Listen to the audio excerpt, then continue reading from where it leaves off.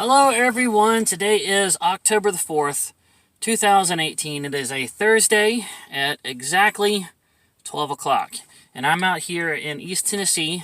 Today is the startup day, the setup day for the Irwin Apple Festival. It's going to be my first year doing the Irwin Apple Festival, and I am excited. I've had so many locals, especially out there at the Appalachian Fair and places like that, saying, you need to do the Irwin Apple Festival. And when I contacted them, it was so popular, I thought there was no way I would be able to get in. But I got in. I'm so excited. But anyway, you guys are not here for that.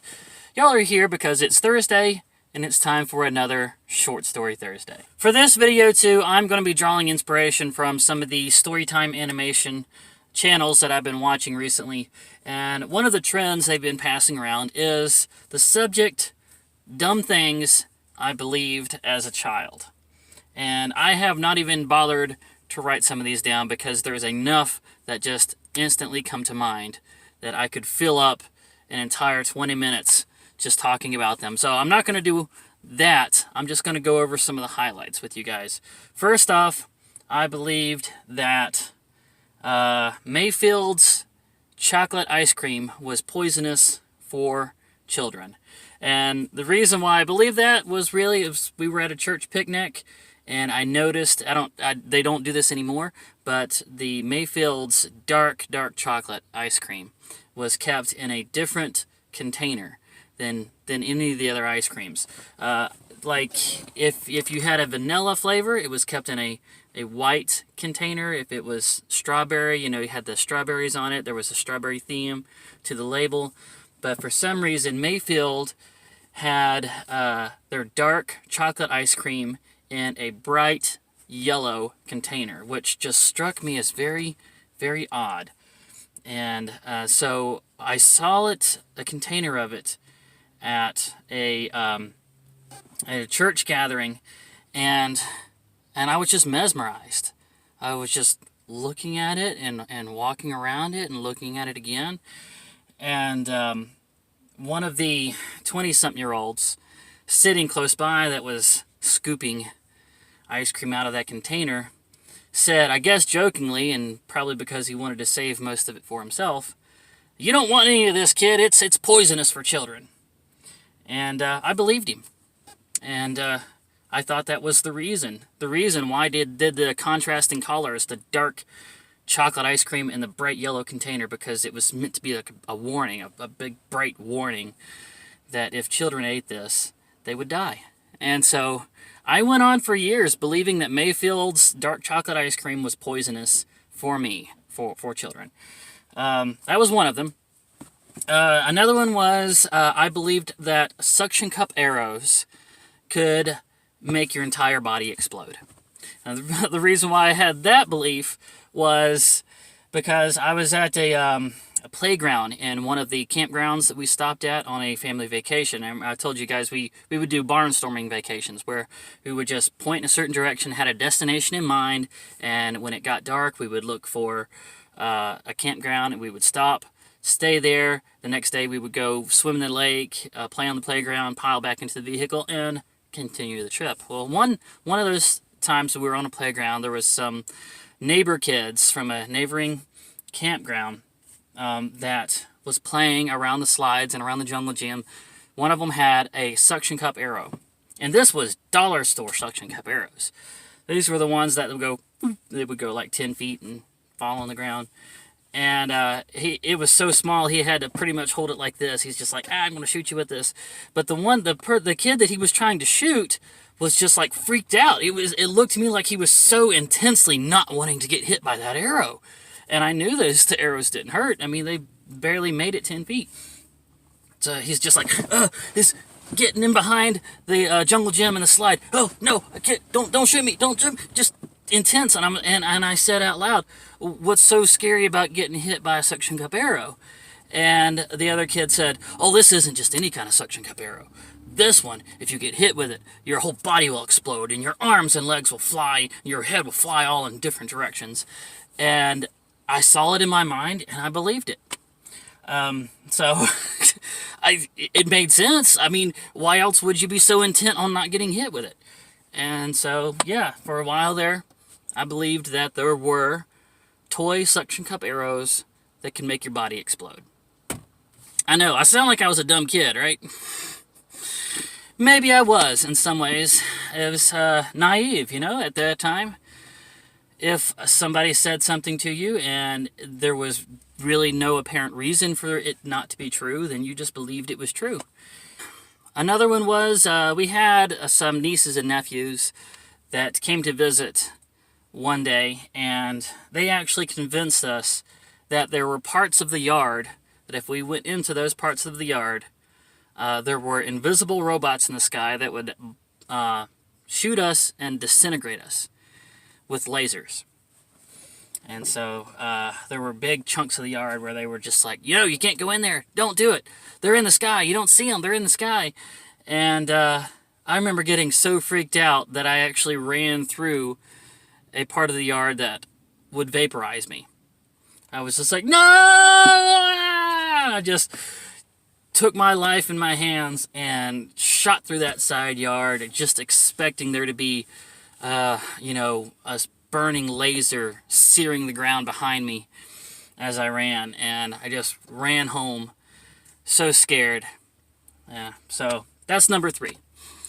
But the one that I really wanted to highlight for you guys that sticks out in my mind more than any other stupid thing I believed as a child was I actually came up with the idea of mirror universes before I had ever even heard of the story of mirror universes in Star Trek or any other science fiction. This was an idea that I feel like I kind of came up with.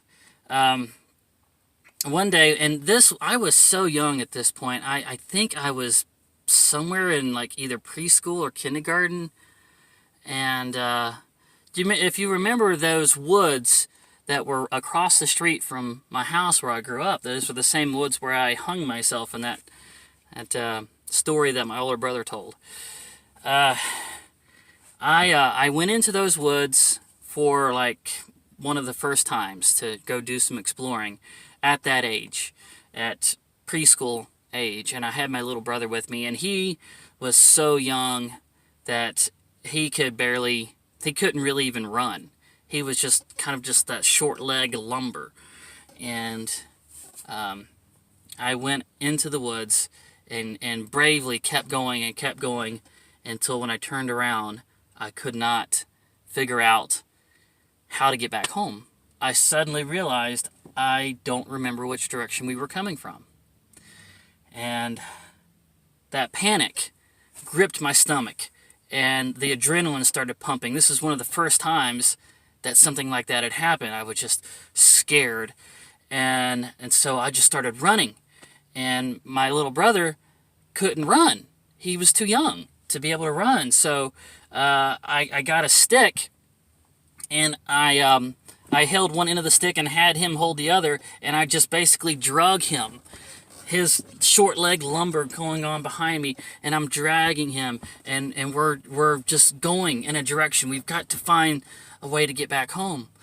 And we kept going and going and going, and eventually we came to an old dump site where somebody had taken an old CRT TV and just kind of, and a bunch of other trash, and just dumped it in the woods. And I looked at it like I was trying to figure out if it was like ruins or what it meant, and then just passed it by and kept running and running, and eventually we got to a part of the woods where it was like everything opened up into a clearing, and there was nothing but these like ferns on the ground, and it made it a little easier to keep moving. And finally we came to a fence, and it was a chain link fence. So I climbed the chain link fence and started to recognize things. We were in the Baptist parking lot of the church that was right there on the cul-de-sac by our house. And I was like, okay, I recognize this, but it really doesn't feel like I've doubled back. But okay. So I climbed the fence, and my little brother could not follow me over the fence because he was too young. So I had to leave him there and climb another fence to make it back home to tell Mom that Kyle's lost. That was all I could say. I didn't have the articulation to say, we got lost in the woods, he's over there, can't climb the fence. I just said, Kyle's lost, and point into the direction of where he was. And Mom, in her dress, climbs the fence and goes over there and follows his cries and finds him on the other side of that fence, and somehow gets him back home.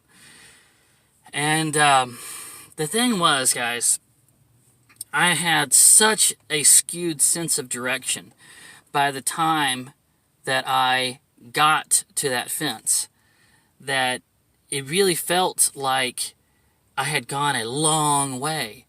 And realistically, I had just done a really long right turn and made it to that fence. But in my mind, I was going a long way, and I had come out of the other side of the woods and found a fence there. And now I was on the other side of the woods where there was another church, and there was another cul-de-sac, and another house, and another mom. And none of this was real that I was at. I was at a mirror place, a place that was fake, and the place that I had come from was on the other side of the woods, and I was too scared to try to go back. And for a long time, I would go out and walk down the steps and stare off into the woods and wonder if that other house with my real mom, my real house and my real mom and my real cul-de-sac and my real street was on the other side of those woods, and they were still wondering where I was at and if I would ever come back home. And I would just look across the woods, and there was a part of me saying, you know what, this is real. This is real. You know, you don't have to risk it and try to go back across the woods. And you know, it was a scary thing. I never really told anyone that I believe this house is fake and this is not my real mom. I never really told anyone because I knew they were just going to say, well, you're crazy. That's stupid. But yeah, I believed I was in a mirror universe on the other side of the woods. And that was, you know, it wasn't until years later that I found out the whole mirror universe theory. But it was like Coraline. If you've ever seen Coraline, it was like that. That's the kind of story I felt like I was stuck in for a while. But anyway, yeah, later when my legs got longer and, you know, I got to where I could really explore woods, I come to find that area that I had run through and felt like I had gone miles, it was really only a few hundred yards long, and I had just made a long right turn. When you're a little kid, you know, everything seems so big, so dramatic, and you believe everything. Anyway, that's it for this one, guys. I hope you guys have enjoyed this. Please don't forget to hit that like button if you liked it. Subscribe if you haven't already, and ring the bell icon to become part of the notification squad. Leave comments and questions, and I'm going to see you guys at the Irwin Apple Festival. This is going to be an experience. So, see you guys there. See you on the next video.